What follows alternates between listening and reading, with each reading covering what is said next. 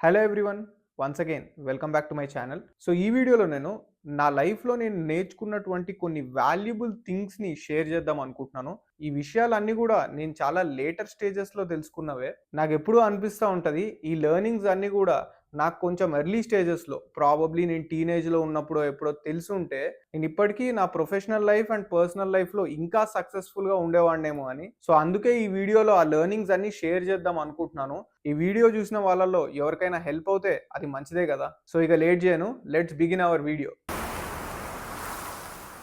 So number 1, value of time. నాకు time value అనేది చాలా లేట్గా తెలిసిందని నాకు అనిపిస్తూ ఉంటుంది. చూస్తూనే 28 ఇయర్స్ వచ్చేసాయి అండ్ ఇప్పుడు చూసుకుంటే స్కెడ్యూల్ చాలా టైట్ అయిపోయింది. ఇక దొరికే ఫ్రీ టైంలో నేను ఎప్పటి నుంచో చేయాలనుకున్న థింగ్స్ అన్నీ కూడా చేసుకుంటూ ఉంటాను. నేను స్టూడెంట్ లైఫ్లో ఉన్నప్పుడు నాకు చాలా అంటే చాలా ఫ్రీ టైం ఉండేది. నేను ఆ ఫ్రీ టైం అంతా ఎలా స్పెండ్ చేశానని ఇప్పుడు వెనక్కి తిరిగి చూసుకుంటే నాకు గుర్తొచ్చేది అంతా కూడా ఏంటంటే నేను టీవీ చూసేవాడిని and most of the things నేను చూసినవి కూడా ప్యూర్ టైమ్ వేస్ట్ ప్రోగ్రామ్సే. అండ్ నాకు ఫుడ్ అంటే చాలా ఇష్టం ఉండేది. సో ఫుడ్ కోసం నేను చాలా ప్లేసెస్ తిరిగేవాడిని అండ్ అది కూడా అన్‌హెల్తీ అండ్ జంక్ ఫుడ్డే. సో అది కూడా చెప్పాలంటే ఒక టైం వేస్టే. ఇదంతా కాకపోతే ఫ్రెండ్స్‌తో కూర్చొని ఏవో గాసిపింగ్ చేసేవాడిని. ఇక అది కూడా చాలా పెద్ద టైం వేస్టే. సో వెనక్కి తిరిగి చూసుకుంటే నేను ఈ థింగ్స్ మీదనే నా చాలా వరకు ఫ్రీ టైమ్‌ని నేను వేస్ట్ చేయడం జరిగింది. ఇప్పుడు మాత్రం నాకు చాలా గిల్టీగా అనిపిస్తా ఉంటది. యాక్చువల్‌గా నాకు 10 ఇయర్స్ బ్యాకే ఒక యూట్యూబ్ ఛానల్ ఓపెన్ చేయాలనే ఒక ఐడియా వచ్చింది. ట్రావెల్ వ్లాగ్స్ ఇలాంటివి చేద్దాం అనుకున్నాను. అండ్ అప్పట్లో ఇండియాలో పెద్దగా ట్రావెల్ యూట్యూబర్స్ ఉండేవారు కాదు. అప్పుడే గనక నేను బాగా రిసర్చ్ చేసి, కావాల్సినంత ఇన్ఫర్మేషన్ గ్యాదర్ చేసి, ఒక ట్రావెల్ యూట్యూబ్ ఛానల్ ఓపెన్ చేసి ఉంటే ప్రాబబ్లీ నా లైఫ్ ఇంకొకలాగా ఉండేదేమో. అండ్ ఇంకోటేంటంటే అప్పుడు చాలా ఫ్రీ టైమ్ ఉండేది కాబట్టి నేను ఫ్రీగా డిఫరెంట్ లొకేషన్స్‌కెళ్ళి షూట్ చేసుకోగలిగేవాడిని. అండ్ ఎడిటింగ్‌కి కూడా నాకు చాలా టైం దొరికేది. అప్పుడు గూడా నాకు ఎవ్రీ మంత్ ఒక యూట్యూబ్ ఛానెల్ స్టార్ట్ చేద్దామనే ఆలోచన ఉండేది. బట్ అదే రోజు ఫ్రెండ్స్ తోటి ఎక్కడికో బయటికెళ్ళేవాడిని అండ్ అది కంప్లీట్‌గా మర్చిపోయేవాడిని. మళ్ళీ ఒక 1 మంతో, ఒక 2 మంత్స్ తర్వాత మళ్ళీ ఆ ఆలోచనొచ్చేది. అండ్ అప్పుడు గూడా సేమ్ ఫ్రెండ్స్‌తో ఇట్లా ఎక్కడికో బయటికెళ్ళేవాడిని అండ్ అది అక్కడితోటి మైండ్ నుంచి ఎళ్ళిపోయేది. అండ్ నాకు స్టాక్ మార్కెట్ మీద గూడా బాగా ఇంట్రెస్ట్ ఉండేది. నేను దాని గురించి బాగా స్టడీ చేద్దాం అనుకున్నాను. బట్ ఎప్పుడూ జేయలేదు. సో నేను ఇలా చాలా చేద్దాం అనుకునేవాడిని. బట్ ఒక్కటంటే ఒకటి కూడా ఎగ్జిక్యూట్ జేయలేదు. బట్ ఇప్పటికీ అనిపిస్తది స్టూడెంట్ లైఫ్‌లో అంత ఫ్రీ టైమ్ ఉండింది. ఇంకా బెటర్‌గా యుటిలైజ్ చేసుకొని ఉండుంటే లైఫ్ ఇంకోలాగా ఉండేదని. సో ఇదొక రిగ్రెట్ లాగా ఉండిపోయింది. అప్పటికే నాకు కొంతమంది నా వెల్ విషర్స్ చెప్పారు. "నువ్వు టైమ్‌ని ప్రాపర్‌గా యుటిలైజ్ చేసుకోవట్లేదని." బట్ నాకు ఆ టైంలో టైమ్ వాల్యూ అర్థం చేసుకునే అంత మెచ్యూరిటీ కూడా లేదు. Number 2, importance of communication. Communication అనేది it can make or break your life. నాకు తెలిసినంత వరకు షార్ట్‌గా, ప్లెజెంట్‌గా మాట్లాడితేనే కమ్యూనికేషన్ చాలా ఎఫెక్టివ్‌గా ఉంటది. ఈ విషయం గూడా నాకు చాలా లేట్‌గా అర్థమైంది. ఇప్పుడిప్పుడు నా వీడియోస్ జూస్తున్న వాళ్ళు నీ కమ్యూనికేషన్ స్కిల్స్ బాగున్నాయి అంటారు. బట్ వాళ్ళకి తెలీదు నా పాస్ట్ ఏంటో. నా కమ్యూనికేషన్ స్కిల్స్ చిన్నప్పటి నుంచి చాలా వీక్‌గా ఉండేవి. అండ్ నేను గూడా ఎప్పుడు నా కమ్యూనికేషన్ స్కిల్స్‌ని ఇంప్రూవ్ జేసుకోవాలి అని అనుకోలేదు. అండ్ అట్లాంటి ఎఫర్ట్స్ గూడా పెట్టలేదు. అండ్ దీనివల్ల నా జాబ్ గూడా పోయే సిట్యుయేషన్ వచ్చింది. నాకు లైఫ్‌లో ఎన్నో రిలేషన్‌షిప్స్‌ని నా బ్యాడ్ కమ్యూనికేషన్ స్కిల్స్ వల్ల నేను పోగొట్టుకున్నాను. నాకు most of the time bad intentions ఉండేవి గావు.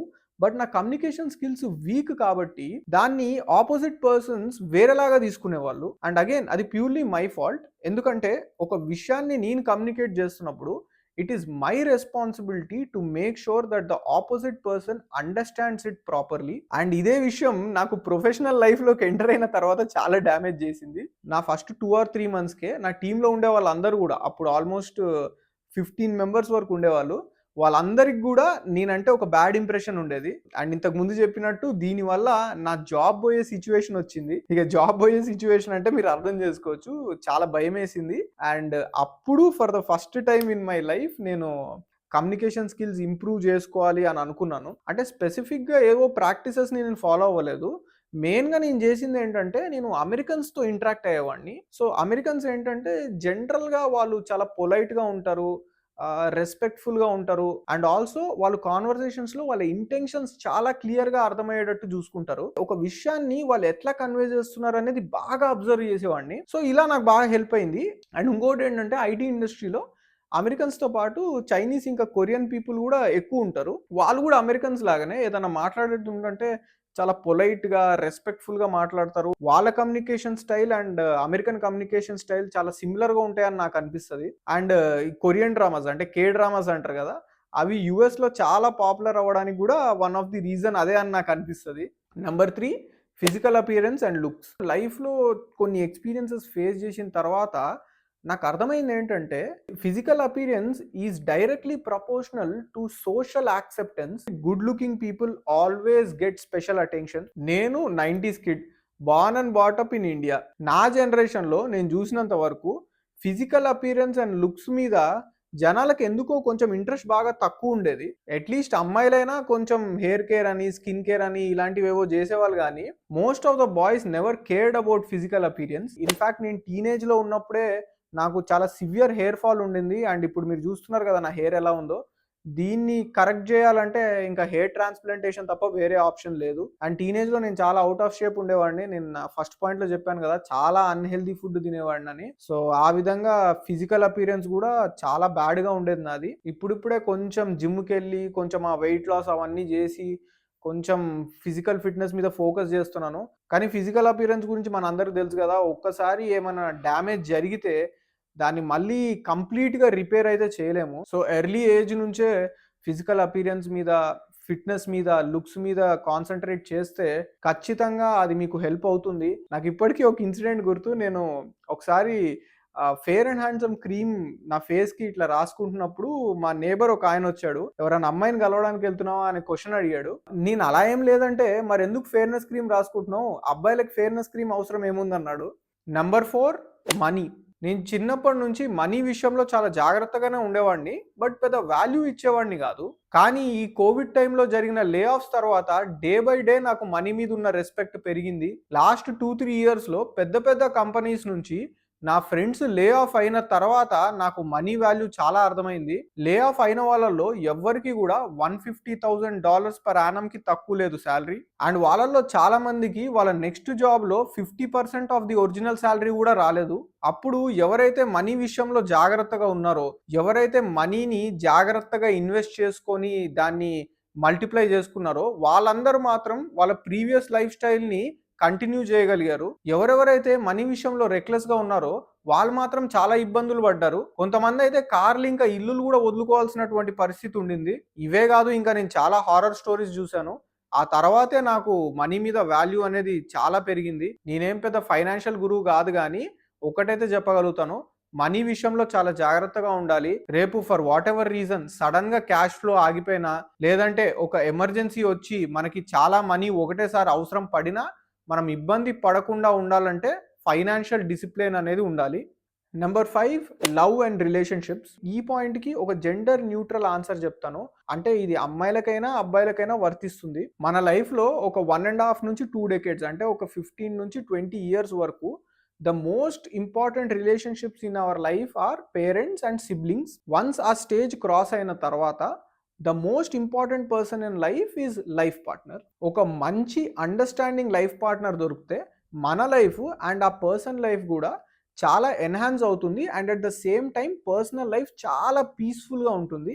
అండ్ దానికి ఆపోజిట్ కూడా ఉంటుంది. మనకి కరెక్ట్‌గా సెట్ అవ్వని లైఫ్ పార్ట్నర్ దొరికితే లైఫ్‌లో చాలా డిస్టర్బెన్స్ ఉంటుంది. సో, లైఫ్ పార్ట్నర్ విషయంలో ద బెస్ట్ కేస్ సినారియో ఏంటంటే you marry your best friend of the opposite gender. So, ఇప్పుడు మన లైఫ్‌లో బెస్ట్ ఫ్రెండ్ అంటే జనరల్‌గా ఆ పర్సన్‌కి మన గురించి, మనకి ఆ పర్సన్ గురించి పూర్తి ఇన్ఫర్మేషన్ ఉంటుంది. అండ్ ఆల్సో మనం ఆ పర్సన్ తోటి ఫిల్టర్ లేకుండా ఏ విషయాన్నైనా షేర్ చేసుకునే కంఫర్ట్ ఉంటది. అందుకే గదా that person is our best friend. So, ఒక లాంగ్ జర్నీ చేసి ఉంటాం కాబట్టి డిఫరెంట్ సిట్యుయేషన్స్ వచ్చినప్పుడు మనం ఆ పర్సన్ తోటి ఎలా రియాక్ట్ అవుతాం అండ్ ఆ పర్సన్ మనతోటి ఎలా రియాక్ట్ అవుతారనేది గూడా మనకొక ఐడియా ఉంటది. సో, అందుకే ఇదొక బెస్ట్ కేస్ సినారియో. బట్ ఇది ఆల్సో వెరీ రేర్. ఇదసలు వెరీ ఫ్యూ కేసెస్‌లోనే పాసిబుల్ అవుతుంది.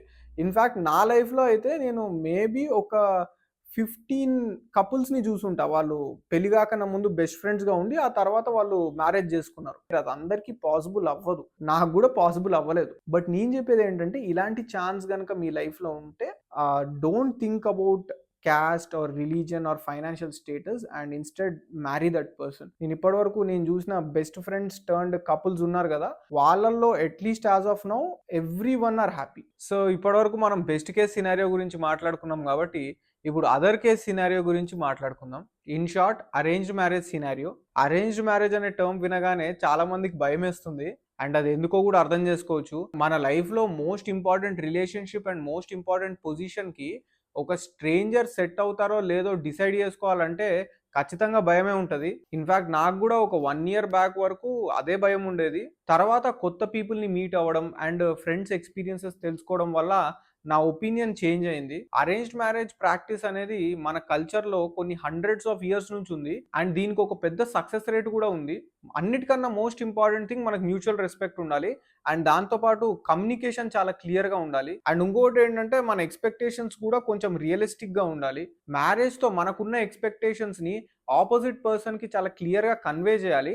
And at the same time ఆ పర్సన్‌కున్న ఎక్స్‌పెక్టేషన్స్‌ని మనం చాలా బాగా అర్థం చేసుకోవాలి. ఆ పర్సన్ వల్ల మన లైఫ్ ఎన్హాన్స్ అవ్వాలి. అండ్ మన వల్ల ఆ పర్సన్ లైఫ్ కూడా ఎన్హాన్స్ అవ్వాలి. ఆ మ్యూచువల్ బెనిఫిట్ అనేది ఇద్దరికీ ఉండాలి. అప్పుడే ఆ అలయన్స్ సక్సెస్ అయినట్టు. నాకు తెలిసి ప్రతి పర్సన్‌కి ఇర్రెస్పెక్టివ్ ఆఫ్ ఏజ్ లైఫ్‌లో కొన్ని డ్రీమ్స్ ఉంటాయి. కొన్ని గోల్స్ ఉంటాయి. మ్యారేజ్ అనేది వాటికి ఒక బ్లాకర్ లాగా తయారవ్వకూడదు. ఎస్పెషల్లీ ఓవర్‌సీస్‌లో ఉన్నవాళ్ళు చాలా విషయాల్లో కాలిక్యులేషన్స్ వేసుకోవాల్సొస్తుంది. ఓవర్‌సీస్‌లో జాబ్ మార్కెట్ అంత గ్రేట్‌గా లేదు. ఇమ్మిగ్రేషన్ గూడా చాలా వరకు కంట్రీస్‌లో చాలా టఫ్ అయిపోయింది. సో, ఇలాంటివన్నీ ఉన్నాయి గాబట్టి, ఆ ఆపోజిట్ పర్సన్‌కి ఈ అన్ని విషయాల గురించి చాలా క్లియర్‌గా ముందే డిస్కస్ జేయడం అనేది వెరీ క్రిటికల్. బట్ అగైన్ ఈ ప్రాసెస్‌లో గూడా చాలా వరకు లక్ ఇన్వాల్వ్డ్ అయి ఉంటది. మనం ఎవరిని కలుస్తాం అనేది మన చేతుల్లో ఎప్పుడూ ఉండదు గదా! సో, అరేంజ్డ్ మ్యారేజ్‌లో ఒక కరెక్ట్ పర్సన్ దొరకాలంటే it's just like job market. You need to get the right person at the right place at the right time. And అందుకే ఈ ప్రాసెస్‌కి టైం పట్టినా we need to wait for the right person. So, ఫైనల్‌గా చెప్పేదేంటంటే arranged marriage is also not a bad option. So, మీలో ఎవరికైనా arranged marriage మీద ఏమైనా నెగెటివ్ ఒపీనియన్ ఉన్నా just try to meet people. అప్పుడు మీ ఒపీనియన్ అనేది చేంజ్ అవ్వచ్చు. Number 6 mental health. Mental health ఎందుకు ఇంపార్టెంట్ అంటే, మెంటల్ హెల్త్ వీక్‌గా ఉంటే ఒక చిన్న ప్రాబ్లమ్ గూడా చాలా పెద్దగా అనిపిస్తది. And at the same time mental health స్ట్రాంగ్‌గా ఉంటే మాత్రం ఎంత పెద్ద ప్రాబ్లమ్ అయినా చాలా చిన్నగా అనిపిస్తది. మనకి మెంటల్ హెల్త్ బాగుండాలంటే మనం ఫస్ట్ ఒక ఫ్యాక్ట్‌ని యాక్సెప్ట్ జేయాలి. అదేంటంటే ఈ వరల్డ్‌లో అందరికీ ఈక్వల్ ఆపర్చునిటీస్ అనేవి దొరకవు.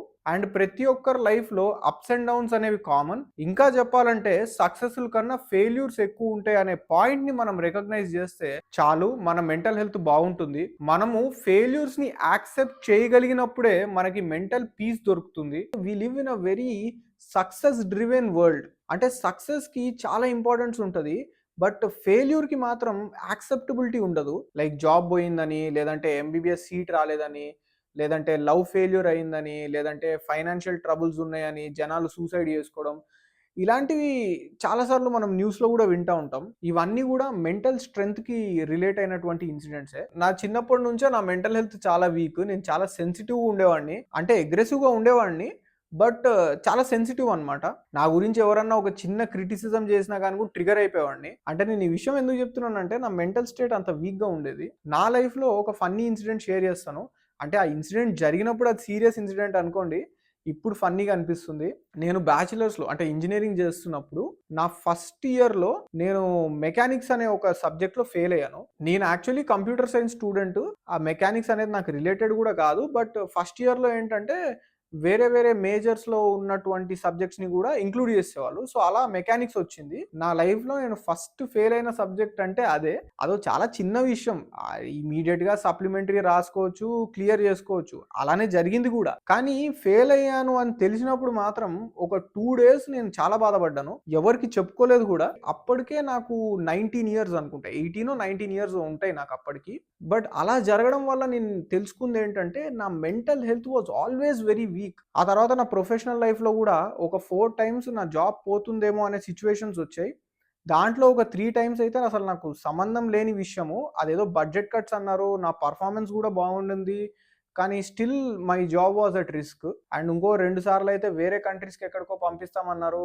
అండ్ అది గూడా నాకు చాలా ఫ్రస్ట్రేటింగ్‌గా అనిపిచ్చింది. సో, చాలా జరిగాయన్నమాట ప్రొఫెషనల్ లైఫ్‌లో. అప్పుడు నా ఫ్యామిలీ ఇంకా ఫ్రెండ్స్ నాకు బాగా సపోర్ట్‌గా ఉన్నారు. అందుకే నేను ఆ సిట్యుయేషన్స్ నుంచి గూడా కొంచెం ఈజీగా బయటపడగలిగాను. అప్పటినుంచి నేనేంటంటే ఫెయిల్యూర్స్‌ని యాక్సెప్ట్ జేయడం అనేది బాగా నేర్చుకున్నాను. ఇప్పుడు మనకు స్టేబుల్‌గా ఉన్నది మనకి ఎప్పటికి స్టేబుల్‌గా ఉంటదనే గ్యారంటీ లేదు. ఆ విషయాన్ని నేను చాలా స్ట్రాంగ్‌గా నా మైండ్‌లోకి ఎక్కించుకున్నాను. సో, ఈ విధంగా నాకు మెంటల్ హెల్త్‌కి చాలా హెల్ప్ అయింది. సో ఇవండి నేను నేర్చుకున్నటువంటి 6 వెరీ ఇంపార్టెంట్ లెసన్స్. నేను చెప్పిన పాయింట్స్ కాకుండా మీరు ఇంకేమన్నా పాయింట్స్ యాడ్ చేయాలనుకుంటే కింద కామెంట్స్‌లో యాడ్ చేయండి. ఇది ఇవాల్టికి. ఈ వీడియో గనుక మీకు నచ్చినట్టయితే లైక్ చేయండి, షేర్ చేయండి, సబ్స్క్రైబ్ చేయండి, మన ఛానల్‌ని సపోర్ట్ చేయండి. Until next time, stay safe. Thank you.